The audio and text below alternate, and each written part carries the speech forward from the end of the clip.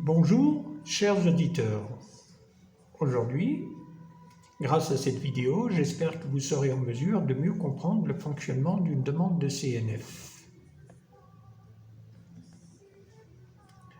Alors, la première des choses qu'il faut savoir, nous avons en premier lieu la préparation du dossier de CNF, la vérification du dossier en lui-même, la lettre explicative. Pourquoi vous pensez être français? En quatrième position, vous avez la possession d'État, à cause de laquelle le CNF vous est refusé en général, non pas parce que vous n'êtes pas français, mais tout simplement pour vous faire perdre du temps, dans l'espoir que vous abandonniez votre demande.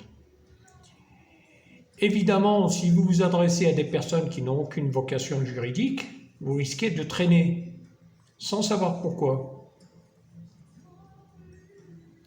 Et le pourquoi, c'est parce que vous confiez vos dossiers à des incapables. En cinquième point, vous avez, éventuellement les pièces d'état civil de Nantes de moins de 3 mois, le cachet de la poste faisant foi. Les décrets algériens qu'il faut transcrire à Nantes afin qu'ils deviennent un document officiel. Alors, afin d'éviter les pièges, par exemple, de l'article 47, sans m'étendre sur les autres aspects, comme l'article 30-3 et autres, il faut que vous sachiez que le pôle de la nationalité française prend sa décision par rapport à l'acte original transcrit sur le registre de l'état civil et dont le tribunal algérien est destinataire. En fait, vous avez 2 registres sur lesquels sont inscrits vos coordonnées au stylo le jour de votre naissance. L'un reste à la mairie, l'autre va au tribunal algérien. Celui du tribunal algérien est envoyé sous forme de photocopie à la demande du pôle de la nationalité. Et en ce qui vous concerne, vous envoyez dans votre dossier l'acte délivré par la mairie. Alors bien sûr, une fois que votre dossier est au niveau du pôle de la nationalité, ils font la comparaison entre l'acte que vous avez été envoyé, qui a été délivré par la mairie en langue arabe, et celui qui a été envoyé par le tribunal algérien et qui est disponible au niveau du pôle de la nationalité, toujours en langue arabe. Et s'il détecte la moindre incohérence et que les 2 documents ne sont pas totalement identiques, qu'est-ce qui se passe à votre avis? Eh bien, vous êtes touché par l'article 47, tout simplement. Donc, afin de mettre toutes les chances de votre côté, le mieux serait d'obtenir celui du tribunal et ensuite de vous rendre à la mairie et de vérifier si l'acte qui vous a été délivré est conforme à la copie du tribunal. S'ils ne sont pas exactement pareils, ça risque de devenir un gros souci. Par contre, si vous constatez qu'ils sont exactement identiques, à ce moment-là, vous le faites traduire en français par un traducteur assermenté auprès des tribunaux, ceux de la mairie n'étant plus acceptés depuis 2020. Je vous donne donc cette info, car il y a encore pas mal de procédures à faire avant de dire que votre dossier sera bien ficelé et accepté du premier coup pour obtenir un CNF en 18 mois.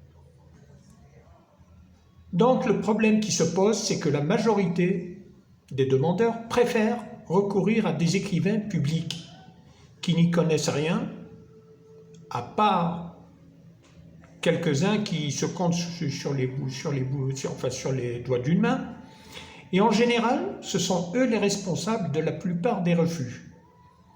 Rien que pour monter un dossier éligible au CNF, il faut compter au moins 1 mois avant de penser à l'envoyer, si tout est en règle, sans compter la lettre explicative qui fera penser aux décideurs que vous êtes un vrai Français, socialement et culturellement intégré, et qui pourrait les amener à être beaucoup plus souples avec vous, sans compter la création d'un email de suivi en temps réel avec les autorités administratives, etc., etc., etc. Celui qui s'occupe sérieusement d'un dossier de CNF et qui est compétent en la matière peut vous l'obtenir en 18 mois. Mérite quand même son salaire, car peu de gens s'imaginent qu'il s'agit d'un simple dossier, alors que celui-ci est tributaire de plusieurs paramètres pour sa réussite. Voilà pourquoi la majorité des dossiers traînent durant des années, jusqu'à 15 ans pour certains, sans vouloir comprendre que si un juriste pro ne prend pas leur dossier en charge, ils ne s'en sortiront jamais, sans parler des autres articles de refus, bien sûr. Voilà, donc ensuite nous passons à la seconde phase du dossier. La seconde phase du dossier comprend en une vérification totale. Donc il faut vérifier votre dossier, le revérifier, quitte à le vérifier une dizaine de fois, afin que celui-ci ne comporte aucune incohérence. Donc voilà, vous pouvez le faire vérifier par un avocat, vous pouvez le faire vérifier par vous-même, si vous êtes compétent en la matière, mais bon, il vaut mieux prévenir que guérir. Le troisième point, très important lui aussi, la lettre explicative. Pourquoi vous pensez être français? Il ne faut pas perdre de vue que la personne qui va instruire votre dossier, donc automatiquement, va se référer à votre lettre, voir s'il comporte des incohérences, si vous savez parler français, si ceci, si cela, etc., etc. Il faudra que vous soyez capable de le convaincre que vous êtes un Français né et établi hors de France, que vous vivez à l'étranger et que le fait de savoir bien rédiger une lettre explicative qui devra comporter au minimum 2 pages entières, en y laissant quelques proverbes et quelques traits d'histoire de France, pourra amener cette personne à être plus souple pour l'instruction de votre dossier et pourra vous donner toutes les chances pour que votre dossier soit agréé. Le quatrième point, très important, dont nous allons parler, c'est la possession d'État. Rapport à l'article 30-3. La possession d'État, à cause de laquelle le CNF est très souvent refusé, non pas parce que vous n'avez pas établi votre filiation, mais tout simplement parce que la majorité du temps,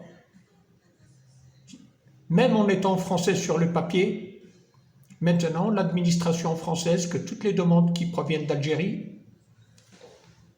sont des demandes analogues à celles de ce qu'on appelle des réfugiés économiques. Alors évidemment, la demande d'un savant qui travaille dans le nucléaire, même si son dossier est complètement bidon, ah là, ils vont pas le lâcher, ils vont dire « Ah oui, ce monsieur mérite d'être français, donc il n'y a pas de souci. » Même s'il y a des incohérences, vous pouvez être certain qu'il obtiendra son CNF en un temps record. Par contre, pour le reste, donc la plupart se plaignent, on n'a pas d'argent, on est fauché, on est ceci, on est cela. La France sait fort bien que la majorité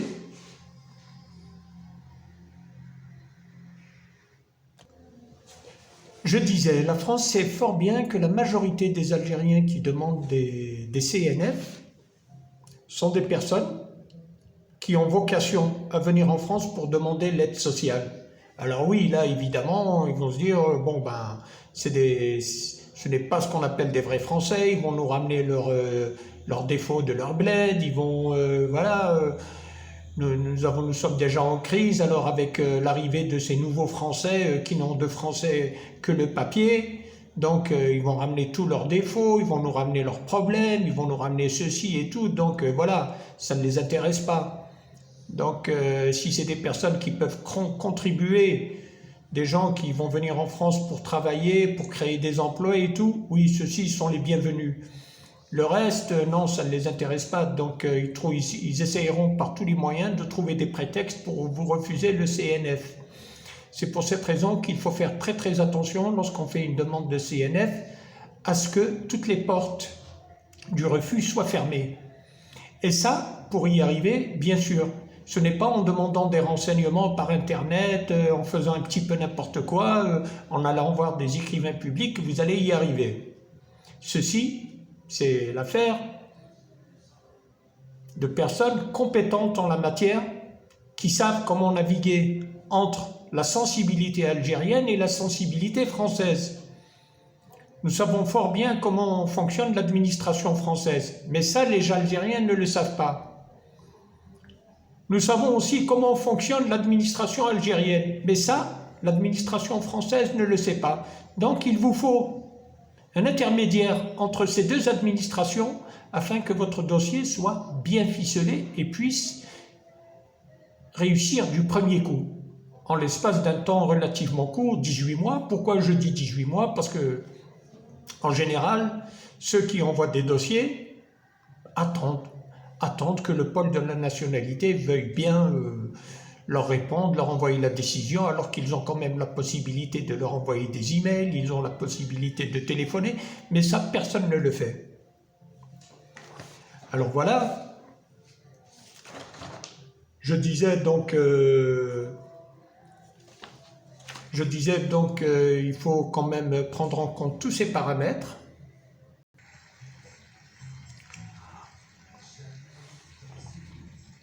En outre, j'ai remarqué qu'une certaine catégorie de personnes ayant créé des groupes de nationalité française et autres CNF, pour anciens combattants, pullulent sur Facebook et polluent, ce sont des pollueurs de réseaux sociaux, censés nous donner de vraies informations alors qu'elles sont inventées de toutes pièces. Bref, ce sujet-là fera partie d'une prochaine vidéo. Et s'il vous plaît, n'hésitez pas à me contacter par email si vous avez été victime de ces esbroufeurs, c'est-à-dire les escrocs, qui en fait ne vous vendent que du vent. Je vais vous le dire en arabe. Pour terminer, dites-moi dans vos commentaires si ces infos vous ont rendu service. N'oubliez pas d'aimer cette vidéo et de la partager avec vos amis.